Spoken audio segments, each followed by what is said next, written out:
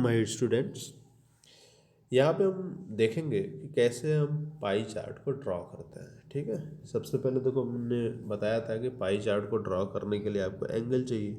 ठीक है, तो जब तक एंगल हमें मिलेगा नहीं तो हम पाई चार्ट को ड्रॉ नहीं कर पाएंगे। और उसके लिए एंगल कैसे निकालते हैं, जो हमारे पास गिवन डेटा रहता है उसी के अकॉर्डिंग निकाल। जैसे यहाँ पे देखिए क्वेश्चन हमारे पास है, फ्रूट्स फ्रूट्स है और परसेंटेज ऑफ फ्रूट्स सोल्ड है। ठीक है, एप्पल का कितना है 25% है, मैंगो कितना 50%, बनाना कितना 25% है। ठीक, तो अगर आप परसेंटेज आपके पास दिया है तो सबसे पहले परसेंटेज को फ्रैक्शन में बदल लीजिए। ठीक है, 25% को फ्रैक्शन में बदलने कितना 25/100 हो जाएगा, और 50% में बदल कितना हो जाएगा 50/100, और इसका 25/100 हो गया। जब आपने परसेंटेज को फ्रैक्शन में बदल दिया फिर क्या होता है, मैंने आपको पहले ही बताया था कि पूरा 100% जो होता है वो रिप्रेजेंट करता है 360 डिग्री को। क्लियर, क्योंकि एक सर्कल आपको तैयार होता है तो कितना होता है 360 डिग्री होता है, क्योंकि आपको ये पता है कि ये आपका क्या है सेमी सर्कल है, 180 डिग्री बनाता है।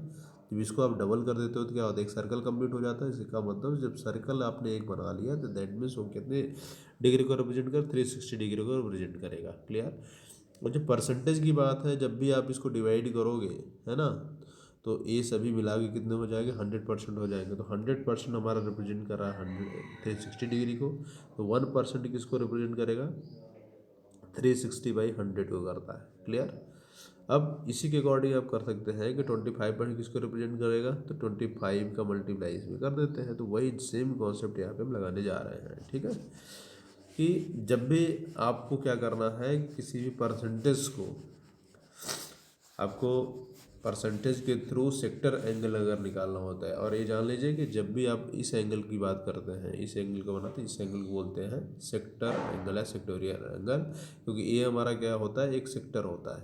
ठीक है, ये जो आपको कोऑर्डिनेट नजर आ रहा है क्या है, एक सेक्टर है। ठीक, ये हमारा सेक्टर है, और सेक्टर का जो सेंटर पर जो एंगल बनता है उसी को बोलते हैं हम सेक्टर एंगल बोलते हैं। तो पाई चार्ट बनाने के लिए ज़रूरी है कि आप उसका सबसे पहले आप सेक्टर एंगल निकाल लीजिए।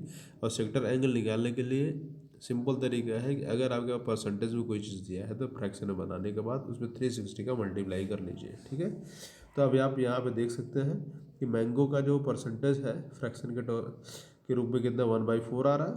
ठीक, इसका सेक्टर एंगल 1/4 ऑफ 360, और 50% का मतलब 50/100 मतलब 1/2, 1/2 इंटू 360 तो 180 डिग्री। ठीक है, सिमिलरली 25/100 की 1/4 इंटू 360 90 डिग्री। तो आपके पास यहाँ पे तीन, यहाँ पे एप्पल मैंगो बनाना ये सारी चीज़ दी है। अब इसका सेक्टर एंगल आपको पता चलेगा 90 हो गया, 180 हो गया, 90 हो गया। क्लियर, अब हमें क्या करना है, एक पाई चार्ट ड्रॉ करना है। तो पाई चार्ट ड्रॉ करने के लिए क्या होता है, सबसे पहले आप क्या करते हैं, एक गिवन सर्कल का गिवन रेडियस का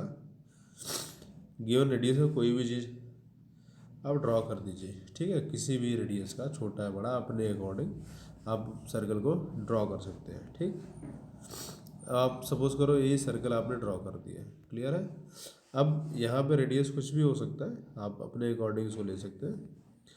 अब हमारे पास यहाँ पे क्या कर देंगे हम, सिंपल एक इसका सेंटर फिक्स रहेगा, और सेंटर से आपने एक रेडियस यहाँ पे ड्रॉ कर दिया, कोई भी रेडियस यहाँ पे बना लिया।